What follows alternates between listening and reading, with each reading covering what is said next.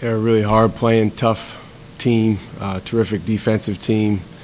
They've got a lot of emerging guys that are very talented and just getting a lot better.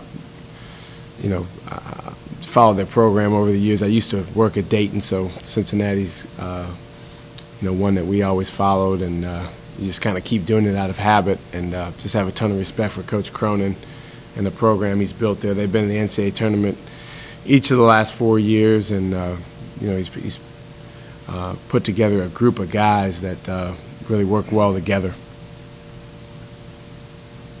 They were talking about during the broadcast last night, and I don't know if this is true or not. I don't see one of their games, but they were talking about that Cincinnati might like to slow the pace down a little bit. Can you just, is that what you've noticed? Is that big for adjusting for you guys? Well, their tempo in terms of length of possessions is certainly their longer possessions against Cincinnati. But we've obviously seen that a lot lately. Cincinnati does it a little bit differently, though. They press after every make, dead balls. They do a really good job pressuring the basketball.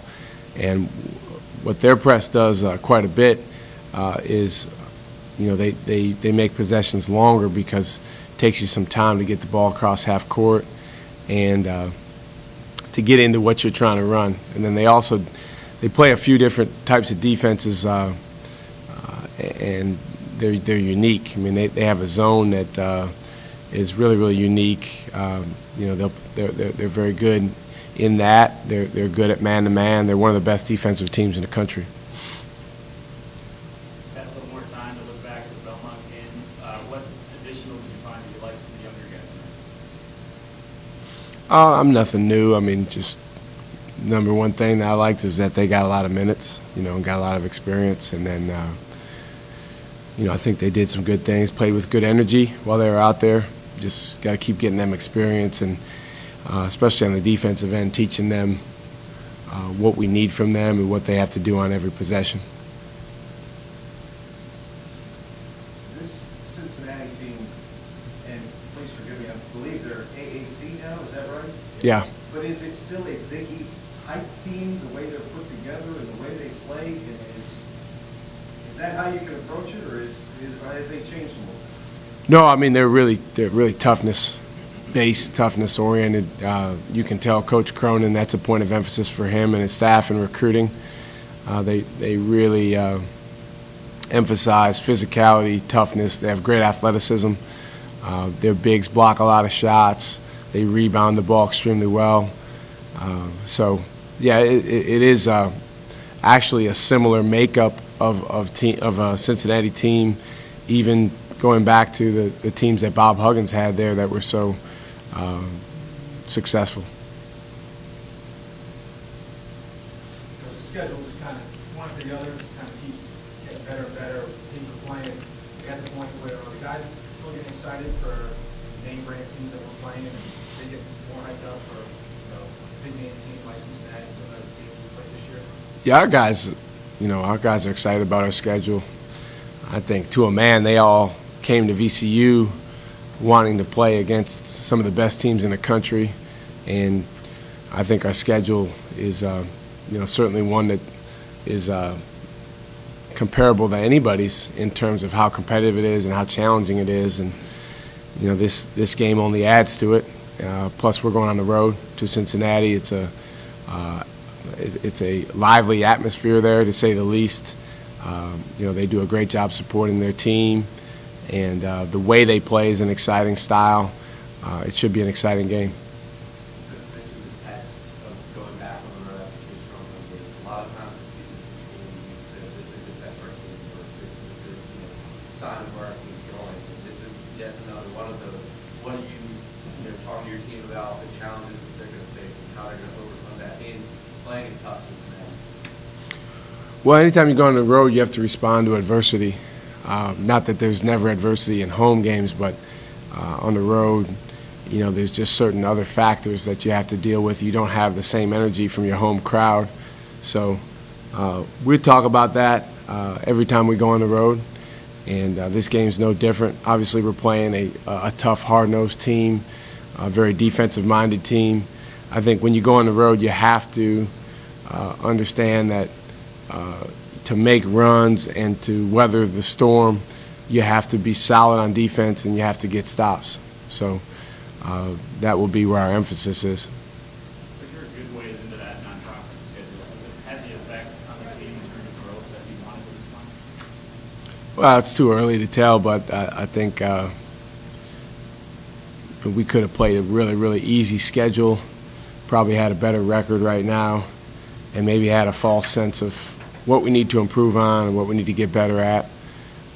So from that standpoint, I'm glad, if you look at the teams we've played and the challenges we've had, I'm glad that we've had them. We just, clearly got to keep getting better and growing. What is the team schedule through the holiday, 3 or 4 days next week? Will you, most of everybody be around here? No. Most of our guys get to go home. Really, all of them do.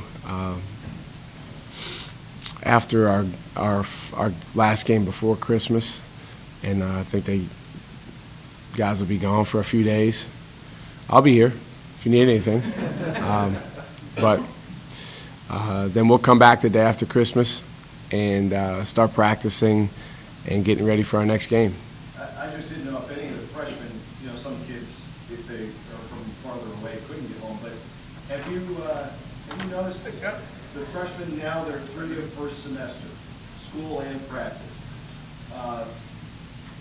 Have any of them come to you and said, wow, this is a lot different than I thought it would be? Or how much shepherding do you do in these first few months with especially that young group that have never been through all this stuff? We do a lot. We actually started this year something that we call freshman orientation. We started it actually the first day they got here in the summer, and we've continued about once or twice a week throughout the summer and the whole first semester. And basically what freshman orientation is some type of sit-down discussion, sometimes over a meal, about what goes into being successful as a freshman on the court, sometimes off the court, sometimes managing expectations, sometimes dealing with some of the things you get hit with from the outside. So that's been ongoing. We actually have one scheduled for today. So the nice thing about school being done is we have a little bit more time with these guys, and their minds are a little bit freer because they're not, they don't have to focus on the academic side of things right now. Coach, we talked last week, I know, about kind of the importance of getting more balanced scoring attack. Was this past game against Belmont kind of an example of what you'd like to see kind of on a more consistent basis? That'd be great. I mean, we played a lot of guys, and I think guys came in and contributed. And every game is going to be a little bit different, but I think the common denominator really from the last 2 games is guys have come in and given us good energy and contributed to our team. From the scoring side of things, every game is going to be different. Some games Trey may put up a big number. Mel hasn't been shooting it as well of late, but he will very soon. So, he's going to put up some points, and we've got some other guys that can. So I'm not so worried about necessarily the makeup of or the breakdown of the points, but we need multiple guys to contribute. And, guys like Jaquan Lewis, Terry Larrier, they can step up and help our team, certainly on the offensive end, if they're in the right place mentally, and I think they've made progress with that. I guess you have a couple more games to kind of see until you can make this statement, but are you hoping that maybe this sort of Jaquan turn the corner and being that guy, that scorer that you thought he could be? I think he can be, right? Yeah, I hope so. I mean, he's a talented guy and has shown a lot of glimpses of what he can do in the year and a half that he's been here. Now it's just a matter of being more consistent.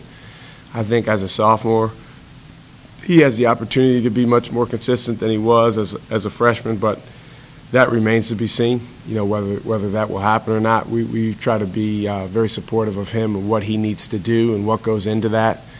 But now it's up to him to just keep making progress and follow the plan.